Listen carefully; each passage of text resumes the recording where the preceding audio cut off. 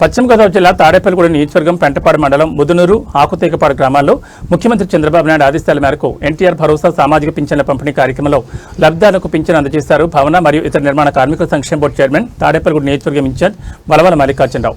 ఈ సందర్భంగా బాబ్జీ మాట్లాడుతూ ఎన్ని కష్టాలు ఎదురైనా వృద్ధాప్య పింఛన్లు వికలాంగ పింఛన్లు ఖచ్చితంగా ఇవ్వాలనే ఉద్దేశంతో ప్రతి నెల 1వ తేదీన పండుగల లబ్ధిదారులకు అందజేస్తున్నామని తెలిపారు. కూటమి ప్రభుత్వం చేస్తున్న మంచి పనులను చూసి ప్రజలందరూ ఆశీర్వదించాలని ఆయన కోరారు. ఈ కార్యక్రమంలో తెలుగుదేశం నాయకులు ఆకాశప్ప స్వామి, కెలపర్తి వెంకట్రావు, దాసరి అప్పన్న, గంధం సతీష్, పద్మనాభన్ మురళి, సబ్ని విసు కృష్ణమోహన్, పాతూరి రాంప్రసాద్ చౌదరి, దాసరి కృష్ణవేణి, నల్లమెల్లి గోపిరెడ్డి, బుద్దన ధనరాజ్, గొర్రెపాటి సింహాచలం, ఉప్పిడి రమేష్, హిమంది లక్ష్మయ్య, పడాల ఉమాశంకర్, వాకాల సత్యనారాయణ, కొల్లూరు నాగరాజు, సతీష్, కూటమి నాయకులు బుద్దాన బాబులు, దత్తుప్రసాద్ మరియు గ్రామ నాయకులు కార్యకర్తలు పాల్గొన్నారు.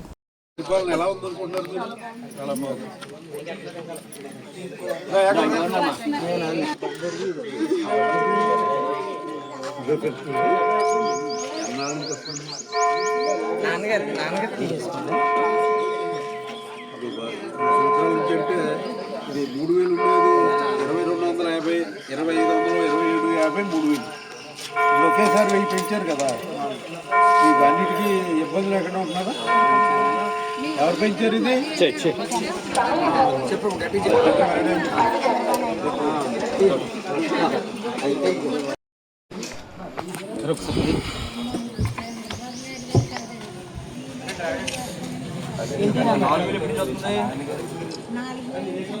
బాబాయ్ కొంచెం అనుకుంటున్నాను మీకు అన్ని త్వరగా ఈ పరిస్థితి ఇంతకుముందు ఎప్పుడూ లేదు ఏ గవర్నమెంట్లోనూ.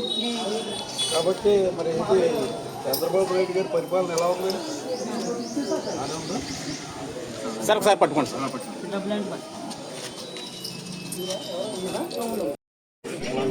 పనిచేయరమ్మా.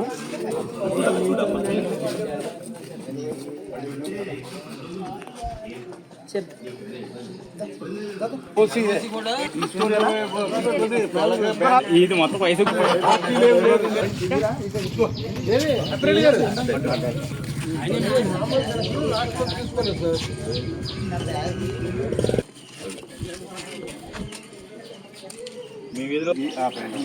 ఎదురుద్దాం సార్.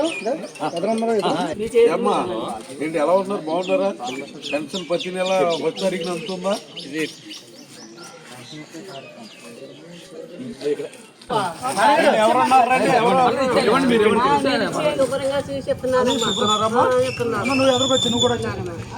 చంద్రబాబు నాయుడు గారిని గుర్తుంచుకోండి, పెద్ద కొడుకు.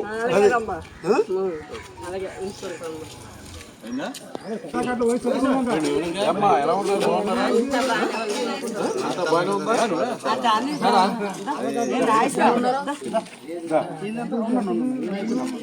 తీసుకో తీసుకోండి.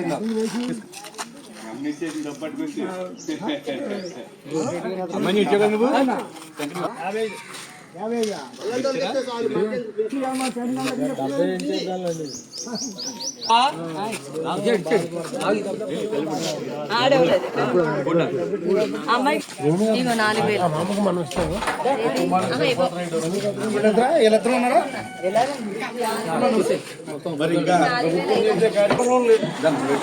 ఎవరు 500 ఇంత భారీ ఎత్తున ఏ రాష్ట్రంలో లేదమ్మా. 1000 రూపాయల నుంచి అవడం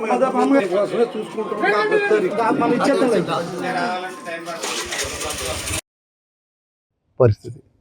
కానీ ఈవేళ వృద్ధాప్య పెన్షన్లు కానీ, వికలాంగ పెన్షన్లు కానీ, విడో పెన్షన్లు కానీ, మరి ఏదైతే కిడ్నీ బాధితులు ఉన్నారో వాళ్ళకి 10,000 రూపాయల చొప్పున ఇవ్వడం కానీ, బెడ్ రీడింగ్ ఉన్న వ్యక్తులకి 15,000 రూపాయలు ఇవ్వడం కానీ, ఇవన్నీ కూడా చంద్రబాబు నాయుడు గారు డిజైన్ చేసిన, కూటమి డిజైన్ చేసిన కార్యక్రమంగా భావిస్తూ ఉన్నాం.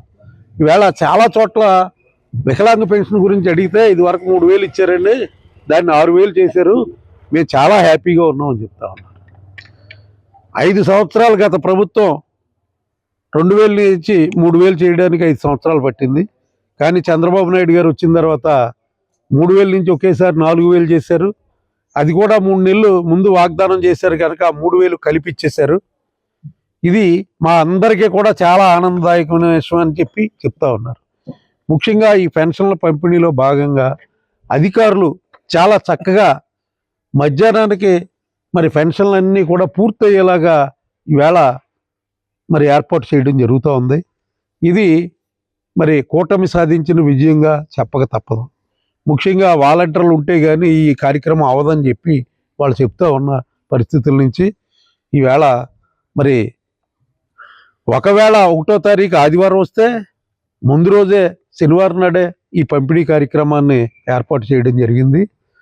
ఈ 2 సంవత్సరాల కాలంలో ప్రతి చోట ఒక్కో మండలం ఎంచుకుని ఒక్కొక్క 3 నుంచి 4 విలేజ్లు తిరగడం జరుగుతూ ఉంది.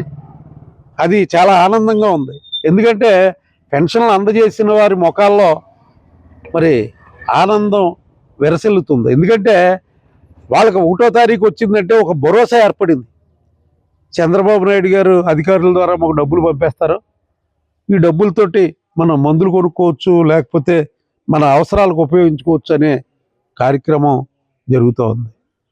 మరి ఇలాంటి కార్యక్రమాన్ని ఇంత పెద్ద ఎత్తున వేలాది కోట్ల రూపాయలు ఖర్చు అయినా సరే చేస్తూ ఉన్న చంద్రబాబు నాయుడు గారికి, పవన్ కళ్యాణ్ గారికి, మరి పైనుంచి కూడా ఫండ్స్ ఇస్తున్న మోడీ గారికి, అమిత్ షా గారికి హృదయపూర్వక కృతజ్ఞతలు తెలియజేస్తూ ఉన్నాం. ఎందుకంటే ఒక కార్యక్రమం కాదు, ఈవేళ సంక్షేమం చేసి అభివృద్ధి చేయకపోతే ప్రజలు ఊరుకోరు, రోడ్లు వేయకపోతే ఎవరైనా ఊరుకుంటారా? ఊరుకోరు.